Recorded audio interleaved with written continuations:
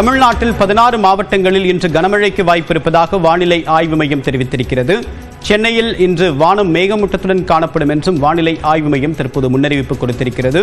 நீலகிரி, கோவை, ஈரோடு, திருப்பூர், கிருஷ்ணகிரி, தருமபுரி, சேலம், திண்டுக்கல், தேனி ஆகிய மாவட்டங்களில் கனமழைக்கு வாய்ப்பு இருப்பதாக வானிலை ஆய்வு மையம் தெரிவித்திருக்கிறது. மேலும் மதுரை, விருதுநகர், ராமநாதபுரம், தென்காசி, தூத்துக்குடி போன்ற மாவட்டங்களிலும் கனமழைக்கான சாத்தியக்கூறு இருப்பதாக வானிலை ஆய்வு மையம் தற்போது முன்னறிவிப்பு கொடுத்திருக்கிறது.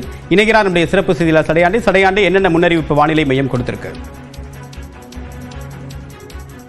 நிச்சயமா தேவபிரியன், சென்னை வானிலை ஆய்வு மையமானது அடுத்த 7 தினங்களுக்கான முன்னறிவிப்பு ஒன்றை வெளியிட்டிருக்கிறார்கள். இதில் தமிழகத்தில் இன்றைய தினம் 16 மாவட்டங்களுக்கு கனமழை எச்சரிக்கையானது கொடுக்கப்பட்டிருக்கிறது.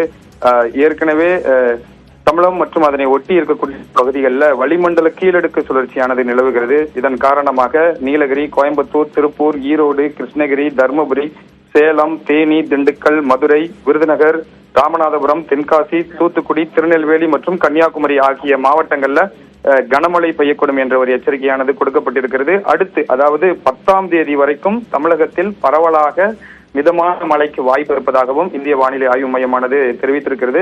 சென்னையை பொறுத்தளவிற்கு இன்றும் நாளையும் ஓரளவுக்கு வானம் மேகமூட்டமாக காணப்படும். ஒரு சில சமயங்களில் 30 to 31 டிகிரி செல்சியஸ் வரைக்கும் உயரக்கூடும் என்ற ஒரு தகவல் இந்திய வானிலை ஆய்வு மையமானது வெளியிட்டிருக்கிறார்கள். தேவப்பிரியன், நன்றி சடையாண்டி.